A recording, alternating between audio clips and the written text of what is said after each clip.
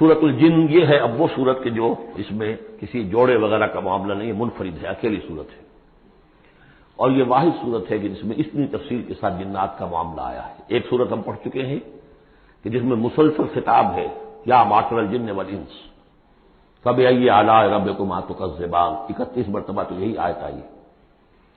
یا یہ صورت ہے کہ جس میں ایکسکلوسیو جو ہے ان کا معاملہ آ رہا ہے۔ یہ بھی ہو سکتا ہے کہ یہ کوئی اور واقعہ ہو، اور یہ بھی ہو سکتا ہے یہ وہی واقعہ جو سورہ احقاف کا ہے، وہ تو جا کر انہوں نے جو کچھ کیا اللہ تعالیٰ نے وہ خبر ہمیں دے دی۔ اب یہاں پر حضور کو بھی وحی کے ذریعے سے مطلع فرمایا اور مزید تفاصیل آ گئی۔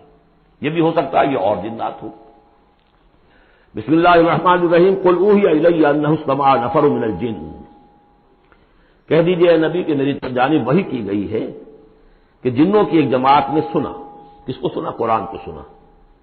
فقالوا انا سمعنا قرآنا عجبا، انہوں نے کہا ہم نے سنا ہے ایک بہت ہی دل کو لبھانے والا قرآن، یہدی الی الرشد، جو نیکی اور رشد اور ہدایت کی طرف رہنمائی کر رہا ہے۔ فآمنا بہ، تو ہم تو ایمان لے آئے۔ اس وقت بھی میں نے کہا تھا یہ لمحہ فکریہ ہے، ایک دفعہ کیا اجتماع ہے قرآن کا، اور وہ بندے کہاں سے کہاں پہنچ گئے، داعی بن گئے۔ ہمارا کیا حال ہے؟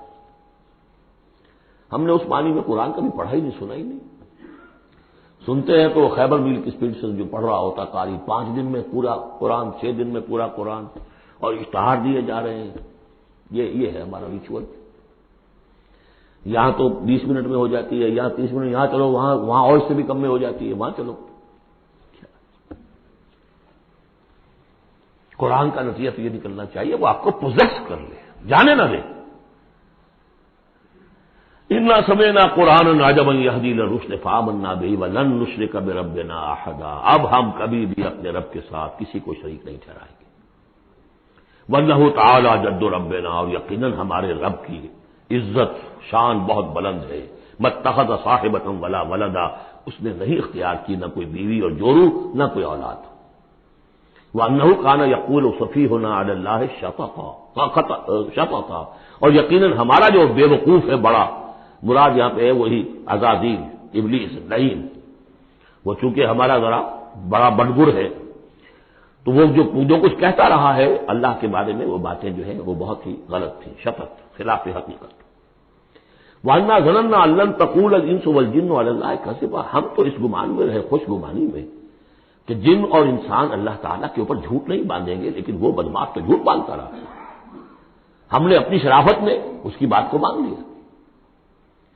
وَأَنَّهُ كَانَ رِجَالٌ مِّنَ الْإِنسِ يَعُوذُونَ بِرِجَالٍ مِّنَ الْجِنِّ فَزَادُوهُمْ رَهَقًا، اور یہ کہ جو انسانوں میں سے مرد ہیں وہ جنات کے مردوں میں حفاظت پکڑتے ہیں۔ یہ ہوتا تھا ان کا طریقہ، وہ سمجھتے تھے کہ بیابان میں جو ہے جنات رہتے ہیں اور وہ ان کے جو ہیں سردار بھی ہیں، تو اب راستے نے پڑاؤ ڈالا ہے جنگل میں، تو سب سے پہلے کہتے تھے کہ ہم اس جنگل کے، اس بیابان کے جنات کی ہم پناہ میں آتے ہیں۔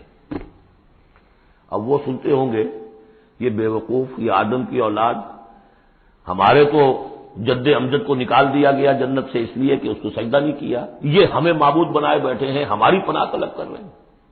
لہذا ان میں اور سرکشی پیدا ہو گئی اور اکڑ گئے کہ یہ انسان ہو کر یہ ہماری پناہ مانگ رہے ہیں، ہم سے طلب کر رہے ہیں پناہ، تو اس سے ان کے اندر اور زیادہ سرکشی پیدا ہو گئی۔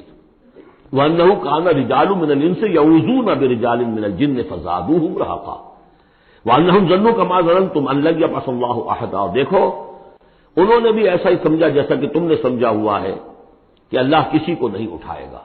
اس کے 2 معنی ہیں، یعنی بعد سے بعد الموت کوئی نہیں ہے، مرنے کے بعد جی اٹھنا نہیں ہے، اور یہ بھی کہ شاید اب اللہ کسی اور کو رسول بنا کر نہ بھیجے، أن يبعث الله أحدا، اس لیے کہ 600 برس بیت چکے تھے، وہ تورات سے واقف تھے جو سورہ احقاف میں تذکرہ آیا ہے، فترت وہی 600 برس، اور یہ طویل ترین وقفہ تھا نبوت کا کہ کوئی نبوت کوئی رسالت دنیا میں نہیں، تو ان کو یقیناً اس سے خیال ہوا ہوگا کہ بس اب ختم ہوا معاملہ، اب کوئی اور رسول نہیں آئے گا۔ وَأَنَّا لَمَسْنَا السَّمَاءَ، اور ہم نے ذرا ٹٹولا آسمان کو، ہم نے چاہا کچھ خبریں وبریں لے کر آئیں ذرا غیب کی، فَوَجَدْنَاهَا مُلِئَتْ حَرَسًا شَدِيدًا وَشُعُبًا، تو ہم نے تو پایا اس کو کہ وہ بھرا ہوا ہے صف چوکیداری سے اور انگارے رکھے ہوئے ہیں ہمیں کھدیڑنے کے لیے۔ یعنی یہ کہ ہمیں معلوم ہو گیا کہ کوئی واقعی وقت ایسا ہے کیونکہ یہ سارا انتظام خاص طور پر جب کہ وحی نبوت آتی تھی تو اہتمام کر لیا جاتا تھا۔ عام حالات میں کوئی بات نہیں، روح اتر رہے ہیں فرشتے، اور یہ جو ہے یہ آگ سے بنے ہیں، وہ نوری ہیں یہ ناری ہیں، کچھ نہ کچھ ان سے یارانہ گانٹ کے کچھ نہ کچھ ان سے لے لیتے تھے، یا یہ کہ اچک لیا، من اس طرح کا سرا قتل، کسی نے کوئی چیز جو ہے کہیں سے لے لی۔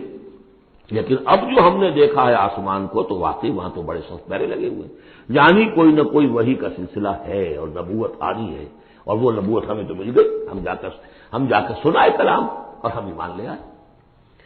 وانا لمسنا سوا وجدناها ملئت حرسا شدیدا وشہبا وانا كنا نقعد منها مقاعد للسمع، اور ہم وہاں بیٹھا کرتے تھے، وہاں پہ گھاٹ میں بیٹھا کرتے تھے کچھ سنگل لینے کے لیے، مقعد بیٹھنے کی جگہ، مورچہ جہاں پہ بیٹھا جائے، ہم وہاں پر اپنے ٹھکانوں میں بیٹھا کرتے تھے۔ فمن يستمع الان، لیکن اب اگر کسی نے کچھ سننے کی کوشش کی، یجد له شهابا رصدا، وہ پائے گا اپنے واسطے ایک انگارہ گھات میں، میزائل پیچھا کرے گا۔ وَأَنَّا لَا نَدْرِي أَشَرٌّ أُرِيدَ بِمَنْ فِي الْأَرْضِ أَمْ أَرَادَ بِهِمْ رَبُّهُمْ رَشَدًا، معلوم ہوتا بہت بڑے عالم تھے یہ تورات کے جاننے والے، انہوں نے ایسی عظیم بات کہی ہے یہ، ہمیں یہ معلوم نہیں کہ آیا زمین میں بسنے والے ان انسانوں کی کوئی شامت آ گئی ہے یا اللہ نے ان کے لیے کسی بھلائی کا ارادہ کیا ہے۔ رسالت آئے گی تو دو ہی نتیجے ہیں، یا تو کوئی عذاب آنے والا ہے، اس لیے کہ وما كنا معذبین حتی نبعث رسولا، یا تو کوئی بہت بڑے پیمانے پر انسانوں کی شامت آنے والی ہے، جیسے قوم نوح، قوم ہود، قوم صالح کا حشر ہوا تھا، وہ ویسا ہی حشر ہونے والا ہے۔ اللہ نظری ہم نہیں جانتے، اشر ارید بمن فی الارض، زمین والوں کے لیے کسی شر کا فیصلہ کیا گیا ہے، ام اراد بہم ربہم رشدا، یا ان کے لیے ان کے رب نے بھلائی کا، خیر کا ارادہ کیا ہے۔ ظاہر بات ہے نبوت اور رسالت محمدی خیر پر منتج ہوئی۔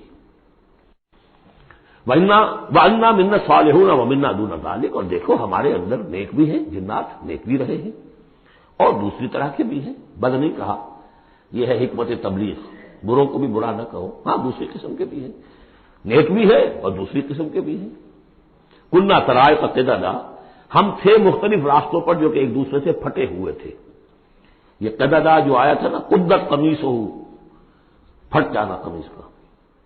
وَأَنَّا ظَنَنَّا أَن لَّن نُعْجِزَ اللَّهَ فِي الْأَرْضِ وَلَن نُعْجِزَهُ هَرَبًا، اور ہم نے یہ جان لیا کہ ہم اللہ کو عاجز نہیں کر سکتے، ہرا نہیں سکتے، نہ زمین میں بھاگ کر، اور ہم کہیں بھاگ کر اور زمین میں اللہ کو شکست نہیں دے سکتے، اس کی پکڑ سے نکل نہیں سکتے۔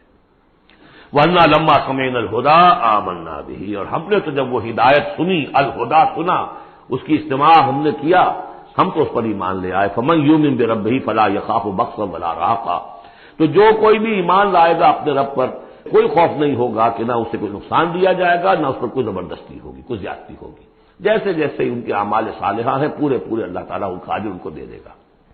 وَأَنَّا مِنَّا الْمُسْلِمُونَ وَمِنَّا الْقَاسِطُونَ، اور دیکھو ہمارے اندر وہ بھی ہیں جو فرما بردار ہیں اور وہ بھی ہیں جو بے انصافی کرتے ہیں۔ یہ قسط کے لفظ کے ساتھ سمجھ لیجئے، جب یہ ثلاثی مجرد میں آتا ہے تو قاسط اس میں فاعل بنا، وہ ناانصاف کے معنی میں ہے، یہ باب افعال کے خواص میں سے ہے، سلب ماخذ اس کو کہتے ہیں۔ جب نہیں باب افعال میں آئے گا تو اس کے معنی ہے عدل و انصاف، اور جب ثلاثی مجرد میں آئے گا تو نا انصافی۔ فمن اسلم فاولئک تحروا رشدا، جو لوگ اسلام لے آئے، اطاعت قبول کر لی، تو انہوں نے تو گویا کہ ڈھونڈ نکالی خیر کی راہ، نیکی کی راہ انہوں نے تلاش کر لی۔ واما القاسطون، اور جو بے انصاف فکانوا لجہنم حطبا، وہ لوگ جو ہے پھر جہنم کا ایندھن بن کر رہیں گے۔ یہاں تک ان کی تقریر ہے جو انہوں نے تبلیغ کی ہے۔ جو بات آگے آ رہی ہے یہ خود اللہ کی طرف سے کلام ہے، ان لو استقاموا علی طریقۃ لاسقیناہم ماء غدقا، اور یہ کہ یہ اگر لوگ اپنے اس طریقے پر جو طریقہ انبیاء کا تھا، جو آدم نے دیا تھا، جو نوح نے دیا تھا، یہ چلتے رہتے تو ہم انہیں خوب پلاتے، پانی بھر بھر کر خوب سیراب کرتے ان کو۔ یہاں لفظ طریقت آیا ہے قرآن میں، شریعت، طریقت۔ ثم جعلناک علی شریعۃ من الامر، شریعت اور یہ طریقت، دونوں کا مفہوم ایک ہے، طریقہ اور شریعت، لیکن یہ کہ اس کا استعمال ہو رہا ہے کہ شریعت سے مراد لی جاتی ہے جو دین کا قانون ہے اس کے ظاہری پہلو، قانونی پہلو، اور طریقت اسی کے باطنی پہلو کا نام ہے، کہ ایک نماز ہے، وضو کیسے کرو گے، کیا فرائض ہیں، کیا نوافل ہیں، کیا کام رہ گیا تو وضو نہیں ہوا، یہ شریعت بتائے گی، یہ آپ کو فقیہ بتائیں گے، یہ آپ کو مفتی حضرات بتائیں گے، لیکن نماز کی اصل روح تو ہے خشوع اور خضوع، حضور قلب، یہ پھر طریقت کی طرف منتقل کر دیا گیا. بدقسمتی سے پھر ان کو پھاڑ دیا گیا، وہ علیحدہ علیحدہ ہو گئے. یہ سب چیزیں یکجا ہونی چاہیے تھی. اور جو ہمارے اولین صوفیاء ہیں وہ بہت بڑے عالم بھی تھے، ایسے نہیں تھے کہ صرف صوفی تھے، وہ بہت بڑے مفتی بھی ہوتے تھے. بلکہ اولین کیا، اس دور میں بھی جو میں نے آپ کو بتایا تھا کہ قاضی صلاح اللہ پانی پتی رحمۃ اللہ علیہ، وہ مفتی بھی ہیں، مفسر بھی ہیں، محدث بھی ہیں، اور بہت بڑے مرشد بھی ہیں. مرزا مظہر جانے جانا شہید کے خلیفہ ہیں، جنہیں شیعوں نے قتل کیا، شہید کیا. اور یہ سب شیخ احمد سرہندی رحمۃ اللہ علیہ کا جو سلسلہ ہے، سلسلہ مجددیہ نقشبندیہ، اس کے بزرگ ہیں. تو وہ ہیں وہ جامع و صفات لوگ. لنفتنہم فیہ، اور یہ بھی جو ہم کو پانی پلاتے اور سیراب کرتے، یہ بھی اس لیے تاکہ ان کو اور جانچے اور پرکھے اور امتحان لیں. ایک امتحان غربت میں ہے، ایک امتحان کمنگری میں ہے. ایک امتحان فاقے میں ہو رہا ہے، ایک امتحان ہو رہا ہے کہ کثرت سے ہم نے دے رکھا ہے. ومن یعرض عن ذکر ربہ، اور جو کوئی بھی اعراض کرے گا اپنے رب کے ذکر سے، یسلکہ عذابا صعدا، تو وہ چلے گا، وہ ڈال دے گا اس کو چڑھتے عذاب میں اللہ تعالیٰ، ایسے عذاب میں صعدا جس کی شدت بڑھتی چلی جائے گی. وان المساجد للہ فلا تدعوا مع اللہ احدا، اور دیکھو مسجدیں اللہ کے لیے ہیں. مسجد سے مراد مسجد سجدے کی جگہ بھی ہے، اور مسجد سے مراد سجدے کے یہ اعضاء بھی ہیں.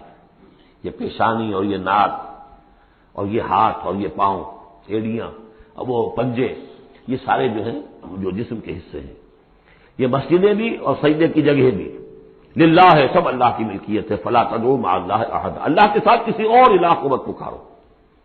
وانہ لما قام عبداللہ یدعوہ قالوا یکونون علیہ لبدا، اور یہ اب یہاں پھر قول آ گیا ہے انہی کا جنات کا کہ جب وہ عبداللہ کو ہم نے دیکھا، وہ کھڑا تھا، وہ قرآن پڑھ رہا تھا، وہ نماز پڑھا رہا تھا. لما قام عبداللہ یدعوہ، اسے پکار رہا تھا اللہ کو، اللہ کا بندہ. قالوا یکونون علیہ لبدا، وہ تو ایسے ہو رہے تھے سننے والے گویا کہ اس کے اوپر ٹھٹ کے ٹھٹ جمع ہو جائیں گے وہاں پر، لیکن یہ کہ وہ ایمان نہیں لا رہے تھے. قل انما ادعو ربی، کہہ دیجئے اے نبی صلی اللہ علیہ وسلم، دیکھو میں پکارتا ہوں اپنے رب کو، ولا اشرک بہ احدا، اس کے سوا میں کسی اور کو شریک کرنے کے لیے تیار نہیں.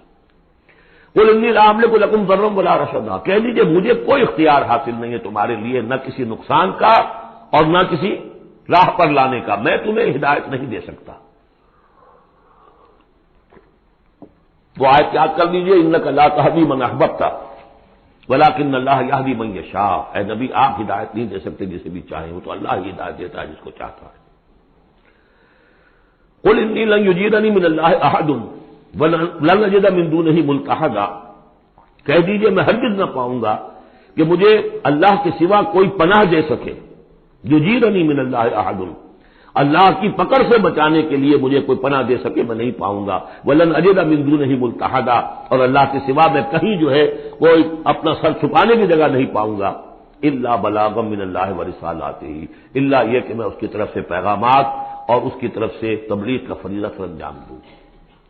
اگر میں نے یہ کام نہیں کیا تو میں پکڑا جاؤں گا. فَلَنَسْأَلَنَّ الَّذِينَ أُرْسِلَ إِلَيْهِمْ وَلَنَسْأَلَنَّ الْمُرْسَلِينَ، ہم تو پوچھ کر رہیں گے ان سے بھی جن کی طرف رسولوں کو بھیجا، اور پوچھ کر رہیں گے رسولوں سے بھی. وَمَن يَعْصِ اللَّهَ وَرَسُولَهُ، جو کوئی بھی اللہ اور اس کے رسول کی نافرمانی کرے گا، فَإِنَّ لَهُ نَارَ جَهَنَّمَ خَالِدِينَ فِيهَا أَبَدًا، تو اس کے لیے تو پھر جہنم کی آگ ہے جس میں وہ ہمیشہ ہمیشہ رہے گا. حتیٰ اذا رأوا ما يوعدون، یہاں تک کہ جب وہ دیکھیں گے جس چیز کی انہیں دھمکی دی جا رہی ہے، فَسَيَعْلَمُونَ مَنْ أَضْعَفُ نَاصِرًا وَأَقَلُّ عَدَدًا، اس وقت انہیں معلوم ہو جائے گا کون کمزور ہے مددگاروں کے اعتبار سے اور کون اقلیت میں ہے تعداد کے اعتبار سے. وہ تانے دیتے تھے نا کہ دیکھو محمد تمہارے پاس تو بیٹھے بھی ہوتے ہیں تو ہمارے کمی کاری بڑے لوور طبقات کے لوگ، اور وہ بھی چند ہوتے ہیں، دیکھو جا کے ابو جہل کی محفل بھری ہوئی ہے، بڑے بڑے لوگ بیٹھے ہوئے وہاں پر. اس وقت معلوم ہو جائے گا من اضعف ناصرا واقل عددا. یہ سورہ مریم میں بہت تفصیل سے یہ مضمون آیا ہے. قل ان ادری اقریب ما توعدون ام یجعل له ربی امدا، کہہ دیجئے نبی مجھے یہ معلوم نہیں ہے آیا جس چیز کا تم سے وعدہ کیا جا رہا ہے، جس چیز کی دھمکی دی جا رہی ہے. وعدہ اور وعید بنیاد ایک ہی اصل میں، اصل الفاظ ایک ہی ہے. وعید دھمکی، وعدہ، لیکن حروف اصلی وہی ہے.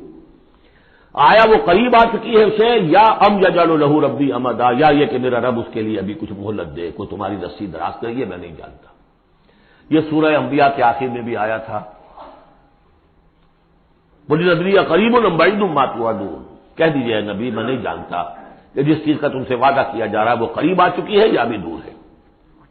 عالم الغیب، وہی ہے غیب کا جاننے والا، فلا یظہر علی غیبہ احدا، وہ اپنے غیب پر کسی کو مطلع نہیں کرتا، الا من ارتضی من رسول، سوائے جس کو وہ چاہے اپنے رسولوں میں سے۔ یہ بہت اہم قانون ہے قرآن کا، اور اس میں سارا مسئلہ علم غیب کا حل ہوتا ہے۔ ایک بات تو یہ کہ ہمارے جو بھی بریلوی بھائی ہیں وہ بھی مانتے ہیں، 4 باتیں وہ مانتے ہیں، 3۔ میں نے ایک مرتبہ تحقیق کی تھی بڑی مفصل، جا کر بعض لوگوں سے ملاقات کی، ابھی میں طالب علم تھا، کہا دیکھیے ہم ثابت مانتے ہیں اس بات کو، نبی کا علم ذاتی نہیں عطائی ہے، اللہ نے جو دیا وہی ہے۔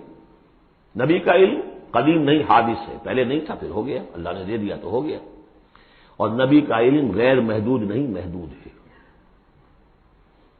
میں نے کہا یہ 3 باتیں جو شخص مان لے میرا اس سے اب کوئی جھگڑا نہیں رہا۔ لیکن ہمارے ہاں کچھ لوگوں نے ایک ڈیفینیشن کر لی علم غیب کی، علم غیب وہ ہے جو بغیر کسی کے بتائے خود حاصل ہو جائے۔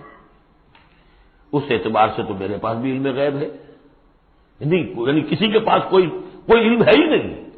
ہمیں دیا اساتذہ نے دیا، حضور کو دیا اللہ نے دیا، جبریل کو دیا اللہ نے دیا، اس معنی میں تو ذاتی علم تو کوئی بھی نہیں مانتا کسی کا، علم تو دینے سے ہوتا ہے۔ البتہ علم غیب کسے کہتے ہیں؟ وہ چیزیں جو ہماری نگاہوں سے چھپا دی گئی ہیں، وہ عالم غیب ہے، جنت ہے، دوزخ ہے، فرشتے ہیں، یہ سب کیا ہے؟ عالم غیب۔ تو نبیوں کو تو کچھ نہ کچھ حصہ اس کا دکھایا جاتا ہے تو نبی بنتے ہیں نا، ورنہ میرے اور نبی میں فرق کیا ہوا پھر؟ اگر میرا بھی علم وہی ہوتا ان السمع والبصر والفؤاد، اور حضور کا بھی علم یہی ہوتا تو فرق کیا ہوا؟ حضور نے تو اس دوسرے علم کے اعتبار سے تو صاف کہہ دیا انتم عالم بامور دنیاکم، لیکن حضور کو معراج میں جنت دکھا دی، دوزخ دکھا دی۔ زمین پر رہتے ہوئے آپ نماز پڑھا رہے تھے، استسقاء کی نماز، اسی کے دوران اچانک ایک دفعہ آپ آگے بڑھے، لوگ حیران ہوئے کیا ہوا ہے، ایک دفعہ پیچھے ہٹے۔ لوگوں نے پوچھا بعد میں کہ حضور یہ نماز کا حصہ تھا، یعنی ہم بھی فریضہ کیا کریں اس نماز کے اندر؟ یہ فرمان نہیں، اصل میں میرے سامنے جنت لے آئی گئی، اب بے اختیار میرا ہاتھ بڑھ گیا کہ میں اس کا پھل توڑ لوں، اور میرے سامنے اس کے بعد دوزخ لے آئی گئی، اور اس کا جو بھبکا آیا گرمی کا، اس سے میں بے اختیار پیچھے ہٹا۔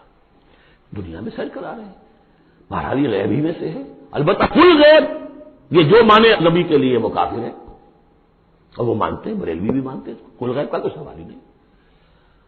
نبی کا علم محدود ہے، نبی کا علم حادث ہے، نبی کا علم عطائی ہے۔ 3 باتیں مان لیجئے، باقی نبی کا علم کتنا تھا کتنا نہیں تھا یہ میں کون ہوں ناپنے والا، اور آپ کون ہیں ناپنے والے؟ دیا اللہ نے جو دیا، بتایا جو بتایا، اللہ خیر سنتا۔